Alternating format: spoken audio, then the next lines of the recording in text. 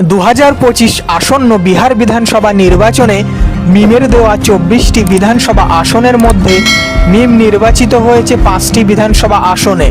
চলুন এই 5টি বিধানসভা আসনের ফলাফলগুলি এক নজরে দেখে নেওয়া যাক। 22 বিধানসভা কেন্দ্রের ফলাফল। এই কেন্দ্র থেকে মিম প্রার্থী গোলাম সারওয়ার ভোট পেয়েছে 92,766টি।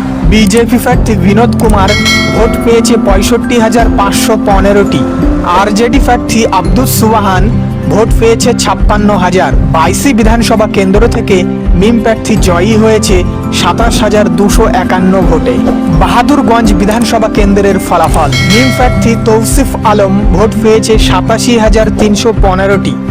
বিজেপি প্রার্থী মাসওয়ার আলম ভোট পেয়েছে 58,589টি। এলজেপি প্রার্থী মোহাম্মদ কলিমুদ্দিন ভোট পেয়েছে 57,195টি। বাহাদুরগঞ্জ বিধানসভা কেন্দ্র থেকে জয়ী হয়েছেন মিম প্রার্থী তৌসিফ আলম 28,726 ভোটে। জকিহাট বিধানসভা কেন্দ্রের ফলাফল।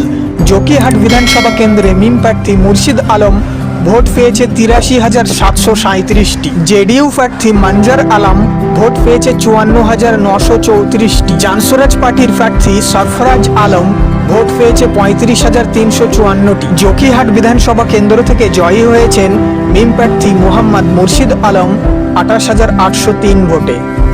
কাঁচাধামান বিধানসভা কেন্দ্রের ফলাফল।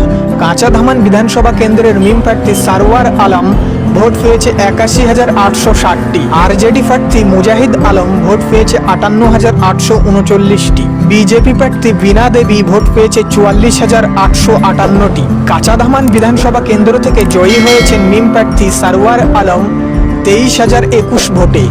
আওমর বিধানসভা কেন্দ্রের ফলাফল। আওমর বিধানসভা কেন্দ্রের মিম প্রার্থী আখতারুল ইমান ভোট পেয়েছে 1,836টি। জেডিইউ প্রার্থী সাবা জাফর ভোট পেয়েছে 61,908টি। আইএনসি প্রার্থী আব্দুল জলিল ভোট পেয়েছে 52,791টি। আওমর বিধানসভা কেন্দ্র থেকে জয়ী হয়েছেন মিম প্রার্থী আখতারুল ইমান 38,928 ভোটে।